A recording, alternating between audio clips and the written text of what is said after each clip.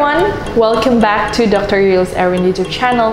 Hari ini aku seneng banget aku dapat kesempatan untuk take over Dr. Yuls Erwin's camera.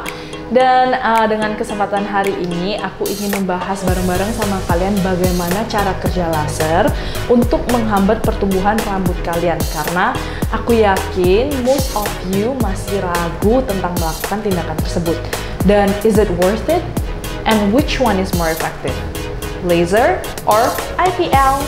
Oke, kita start dulu dengan bagaimana sih cara kerja laser untuk menghambat pertumbuhan rambut kita. Cara kerjanya very simple, di mana light is attracted to color. Pada saat saya memancarkan sinar laser pada rambut kalian, energi cahaya itu sangat tertarik dengan warna atau melanin dalam rambut. Lalu, energi cahaya ini diserap dan adanya terjadi thermal reaction atau reaksi termal. Reaksi termal inilah yang mengakibatkan panas. Panasnya ini akan berdiskusi out of your hair follicle hingga akar-akar rambut.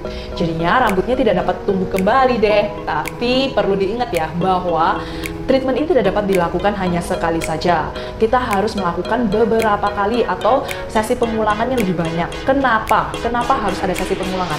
Karena kita mau menargetkan rambut kalian tepat pada fase anagen atau growing phase, di mana rambutnya itu masih terletak tepat pada follicle, hair follicle.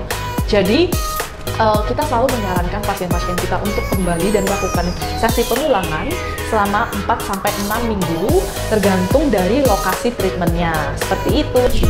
Nah, di depan aku udah ada IPL, Intense Pulse Light.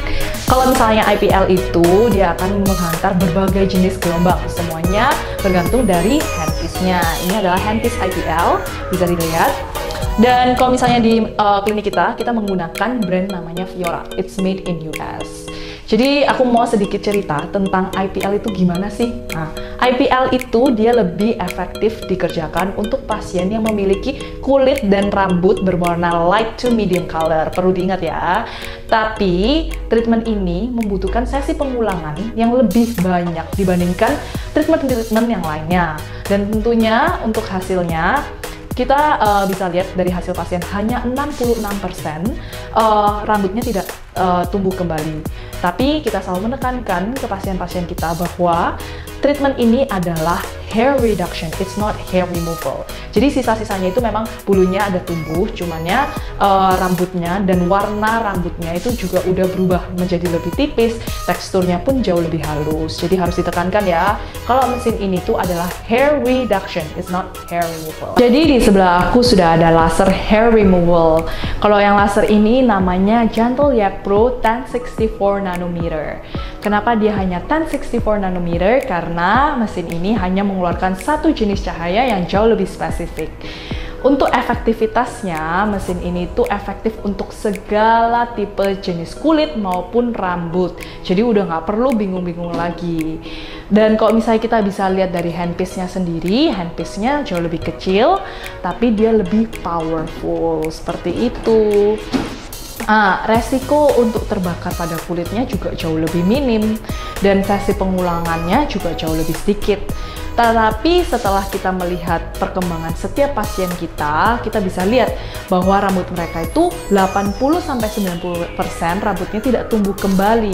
Maka itu kita lebih mengenal mesin ini sebagai hair removal, bukan hair reduction. Untuk masalah worth it apa enggak, itu semua tergantung dari kebutuhan pasien kita masing-masing. Jadi nggak boleh dipukul rata ya. Sekian untuk hari ini. Bagi kalian yang ingin bertanya-tanya lebih lanjut, kalian boleh banget comment down below. Don't forget to subscribe, like, and share.